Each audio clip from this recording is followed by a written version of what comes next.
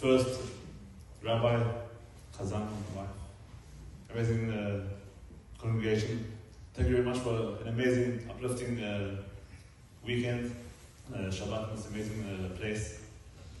It's absolutely deeply moving to be here tonight, not just because of the music or the energy in this amazing place, but because of the love and friendship behind it. Colin, Nikki, Gabi and Micha, thank you for bringing us together and for making room in this evening to honor someone so dear to me, my little brother, Yaron Chitters. I'll never forget what Rafi, Colin and Nikki's son, said at Gabi's wedding just a year ago. He spoke about Yaron and called him one of our own. And that's exactly who Yaron was. Someone who belonged to us all, who made people feel seen, safe and loved.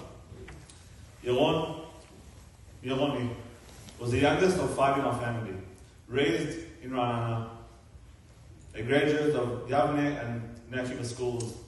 He had a heart that stretched far beyond his years.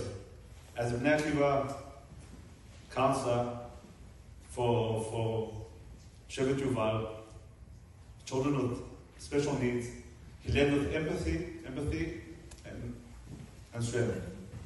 He had passions too, lots of them.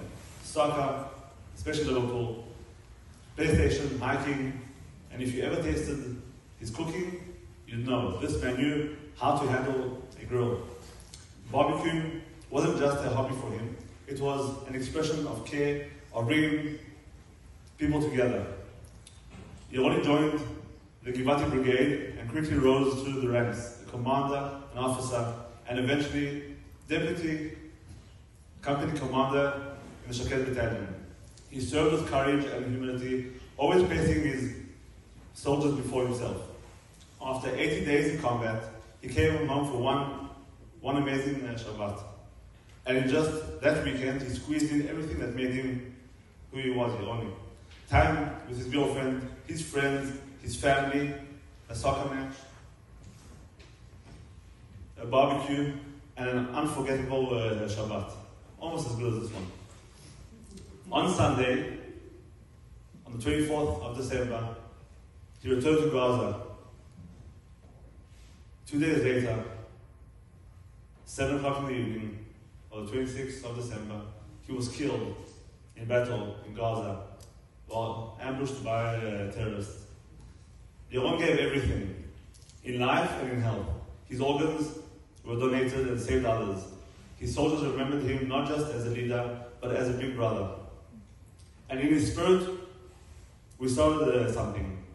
Yaroni's Barbecue, which is a barbecue initiative for reserve soldiers. And I'll add, there are many of them these days, as we heard this morning. Both Gabi and Micha have been called up again since Thursday night. It's exactly the kind of thing Yaron would have loved. Feeding the troops, lifting their spirits, and creating moments of joy and warmth in the middle of chaos. It's entirely volunteer-based and runs purely on donations. It's become a way for us to keep his fire going, literally and figuratively.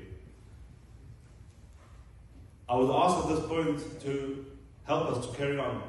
As I said, there are many reserves there, and it looks like it's a long way to go. And it would mean the world to us. And I truly believe it will honor Yaron in the most authentic way possible. Through giving, through community, and through a plate of hot food handed to someone who needs it. Thank you again. And may Yaron's memory and the light he brought into every room continue to guide us forward. I would like to add one more thing which is not written here, as was done this morning in the speech. At Yaroni's funeral, my mother gave a eulogy, a mother to her son. So not something that happens usually.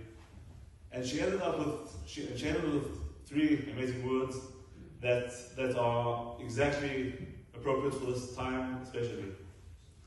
Am Yisrael Chai.